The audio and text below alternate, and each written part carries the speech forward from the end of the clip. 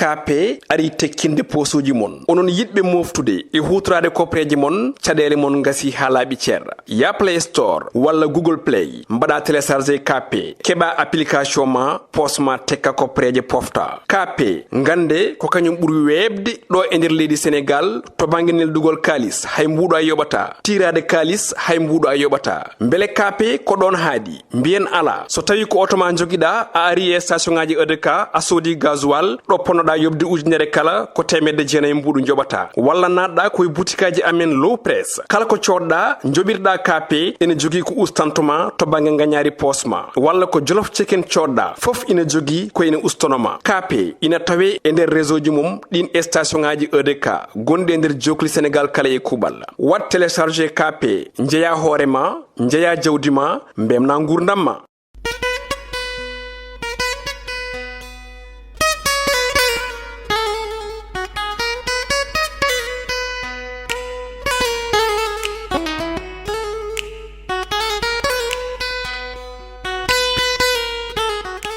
Assalamu alaikum wa rahmatullah bandiraɓe musidɓe tedduɓe bandiraɓe yeɓeɓe ayaw Piindi TV on calminama woni mon foof inde mum e yettode mum sikki ala en garti e kattande jomiraɗo joom baɗe bawɗe gam humnude aada men moɗon e kala subaka ko himnude on nde yewtere walla plateau moɗon biteɗo Revue des Titres woniroɓe ɗo jayde e ɗemgal PULAAR joni koye majji paɗen.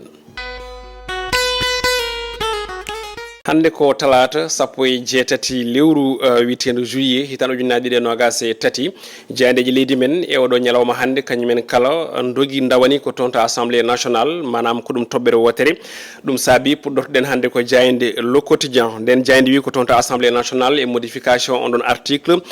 biteɗo 87 to banggue constitution leydi men Sénégal ɓe mbi ko Macky Sall dissout son projet jafoɗon manam kanko maw leydi Macky Sall o sari o saki on ɗon nden eɓɓore nde o jogino e on ɗon article 87 e on tuma noon biteɗo député Abba Mbaye mo taxaw Sénégal habri wonde no wano wade kala haysono tawi ngal ɗon kuulal ittanoka so ngal yettima e mabɓe koɓe wotoɓe contre manam ɓe jaɓata tigui wodde on ɗon texte ko goni makko en jaaji e hello jeenayyi nden nden jayde quotidien le quotidien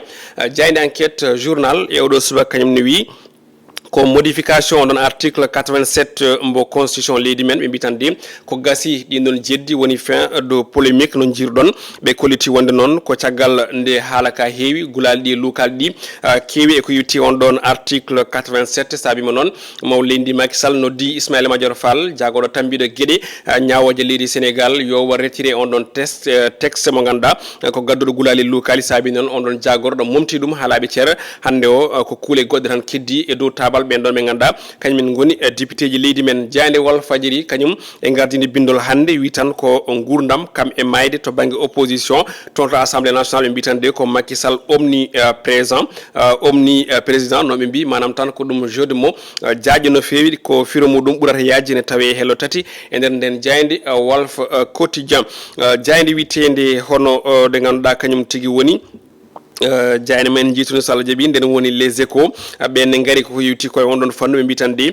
ko modification on article 87 to bank constitution leydi men pouvoir be mbi ko yari tiagal e yeso on don pression kono kadi be mbadi retiré on don projet de loi be kabri non wonde ko hay député ni de ganda de ko wonbe e der coalition lamido woni majorité kanyumen koy men kabri ni wonde so tawi ngal kulal addunomo ton ngotata e on tumo non Ismaïla Madior Fall kanyum tigi ha joni wawi ittude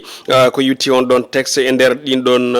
e der den kuule be mbi non ko dum woni hande ko sayni yoga e député ji sabu kay ko be hebinobe ngam vodde contre e ko yutti on don fanno be kabri wonde non ina wayno fanno ma jokku tay ko tobbe godde gandade ene tijja tonto assemblée nationale jande le témoin quotidien kanyum ni arti on modification article 87 de la constitution leydi men be mbi ko Macky recul manam mo leydi wadi tabal tiagal non ko tiagal nde halaka heewi e pression kono kadi e nyingoji umrade bangu yo bang bitande ko mo leydi Macky Sall yari tiagal e ko yutti e gon miijo mudum o holliti wondene yo kule godde ngote kono ngal don yo itti momte halaba cer e ko yutti on don proposition jayde l'observateur kanyum ne ari e ko yutti on don candidature mbo benno bokk yakar bitande ko impossible consensus manam tan ɓe mbi ko wawa wonde ngal nanodiral aɓe dallodiri hen ko yaaji e ko yiwiti ɓen ɓe ganduɗa ɓe ko potentiel woni fodɓe ɓe suɓede Amadou Ba en hen Abdoulaye Diouf Sarr Abdoulaye Daouda Diallo wondude Mamboy Diawo kona ɗum jayde Vox Populi kamne ari e ko yewti e tonto Assemblée nationale et modification on ɗon article 87 mbo constitution leydi men mbi ko Macky Sall recule tawi noon o yaari caggal ko caggal nde barrage mawɗo waɗa ɗin konngudi ganduɗa ɗi ko gumriɗi bang yo bang ummoɗaɗi député ji pouvoir kamɓe opposition ɓe kolliti wonde noon nde woni tan ko foof de o yaarini caggal ko sababude caggal nde o wanno discours wasdemo jeeyde sumgoji paaɗi o yiiɗa noon ɗum ɗon ha joni modda no fewi saabi noon maw leydi ndi itti on ɗon article walla ni on texte mo ganduɗa o ina jogorno jokkude gulali toon to assemblée nationale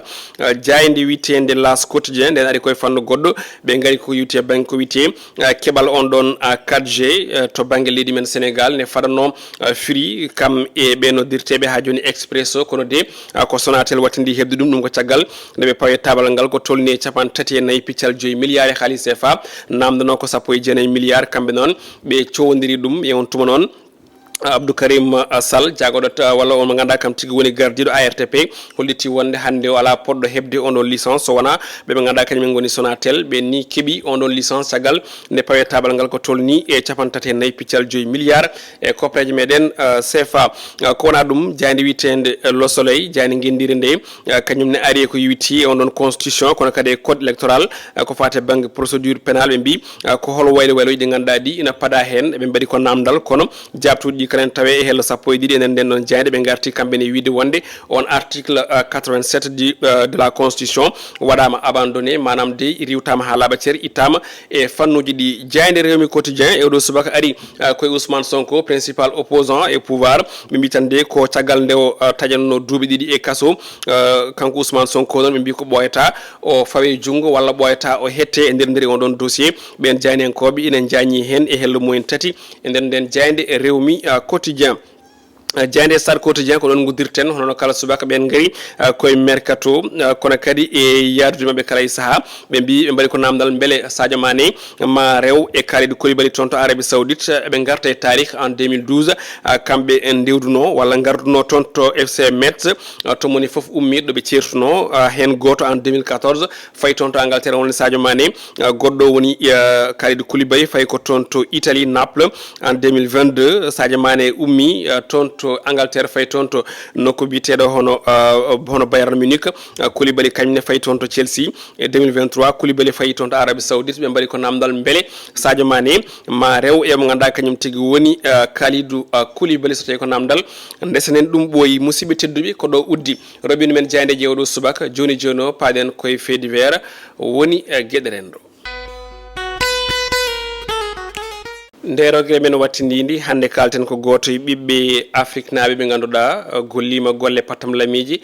e gurdam muɗum kono kadi kombo gurdam muɗum kadi heddi e hakkillaji ɓesguli Afrique on woni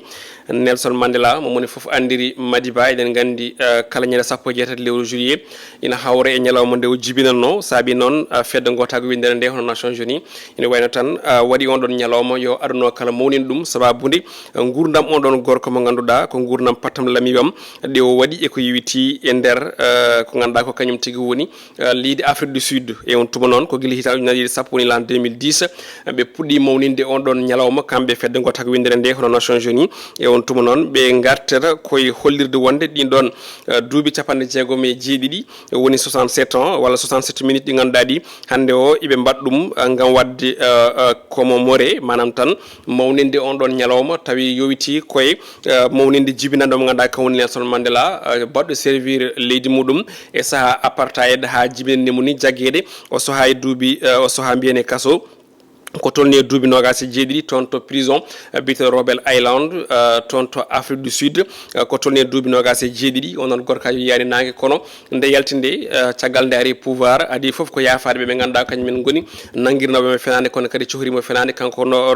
ganduɗa noon woni wiyete Nelson Mandela eɗen gandi koye pouvoir o arno toon to Afrique du Sud en 1994 kanko woni ɓalejo gaddiɗo arde pouvoir e ndin ɗon leydi caggal muɗum o fewni leydi ndi kono kadi o fondi moni kala duuɓi nayi don o waɗi e pouvoir o acciti on ɗon pouvoir manam mandat goto hokki goɗɗo ardi leydi ndi golle makko e patam lamiji noon woni ko yoodi nden fedde gotako windere nde hono Nations Unies saabi kala ñande sappo e jeetati lewru juillet ina hawra e ñalawma nde o jibinano saabi noon ɓen ɗon ina mawnina on ɗon gorkaji ne ciftora golle mum enenne kadi Piindi TV en tant que Sénégal naaɓe Afrique naaɓe kono kadi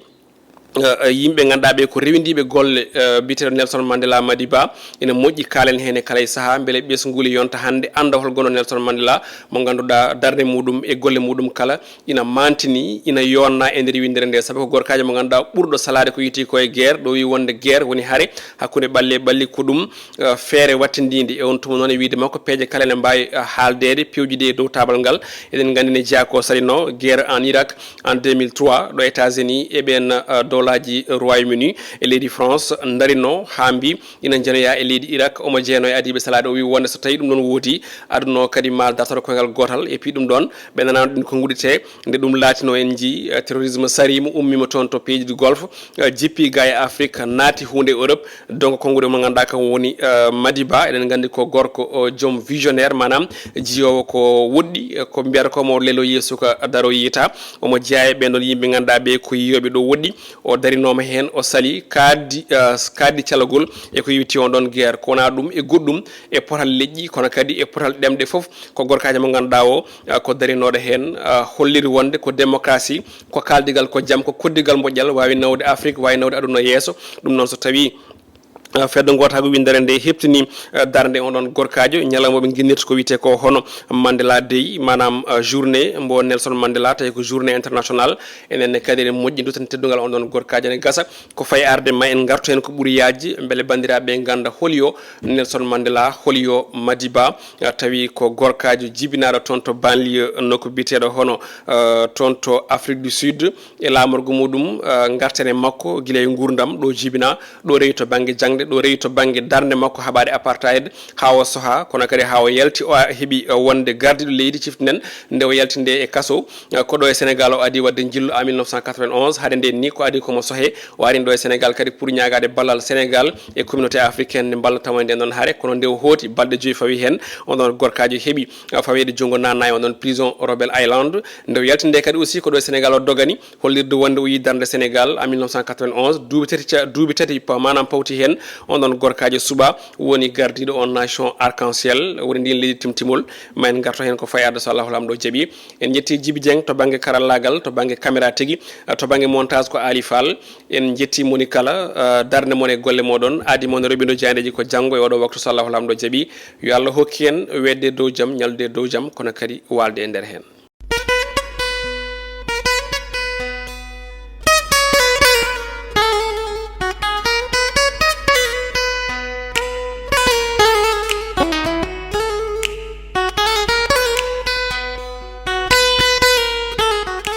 KP ari tekkinde posuji mon onon yidɓe moftude e hutorade kopreji mon caɗele mon gasi ha laaɓi ceerra ya Play Store walla Google Play mbaɗa téléchargé KP keɓa application ma posma tekka kopreje pofta KP gande ko kañum ɓuuri webde ɗo e nder leydi Sénégal to banggue neldugol kalis hay mbuɗo a yoɓata tirade kalis hay mbuɗo a yoɓata beele KP ko ɗon haadi mbiyen ala so tawi ko auto ma joguiɗa a ari e station ngaji EDK a soodi gasoil ɗo ponnoɗa yobde ujunere kala ko temedde jeenayi mbuɗu joɓata walla natɗa koye boutikaji amen low press kala ko coɗɗa joɓirɗa KP ene jogui ko ustantoma to banggue gagnari posma walla ko jolof chicken coɗɗa foof ina jogui ko ene ustonoma KP ina tawe e nder réseau ji mum ɗin station ngaji EDK gonɗi e nder jokli Sénégal kala e kuɓal wat téléchargé KP jeeya hoorema jeeya jawdi ma mbemna gurdam ma.